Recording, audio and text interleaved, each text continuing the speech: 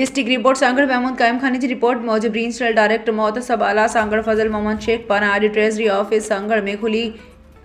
कचहरी मुनक़द करे अवाम ऐं ख़ासि करे मुलाज़िमनि ऐं पेंशनर्स जा मसला ॿुधाई मौक़े ते मसला हल करण जूं हिदायतूं जारी कयूं। उन मौक़े ते रीजनल डायरेक्टर मोहतसब आला सांगड़ फजल मोहम्मद शेख चयो त सूबाई मोहतसब आला सिंध मोहम्मद सुहेल राजपूत सितारा इम्तियाज़ जी हिदायतुनि ते अवामी मसइलनि जे हल जे लाइ कचहरी मुनक़द करे तुर्त बुज़ुर्ग पेंशनर्स ऐं मुलाज़िमनि जा मसला हल करे रहिया आहियूं। उन खां अलावा जेका बि सूबाई हुकूमत जे ऑफिसरनि सां कंहिं बि क़िस्म जो कमु हुजे त असांजी ऑफिस में सादा दरख़्वास्त जमा करायो त जीअं असां अव्हां जा मसला हल करे सघूं। उन मौक़े ते पेंशनर्स मुलाज़िमन ऐं ॿियनि काफ़ी माण्हुनि पंहिंजा मसला पेश कया जेके मौक़े ते हल कया विया। उन मौक़े ते district account officer Amjad Mughal, account officer Allah Dino, Sial account officer जीवरलाल ऐं मंज़ूर उमरानी पिणु मौजूदु हुया, जिन अवामी शिकायतुनि जा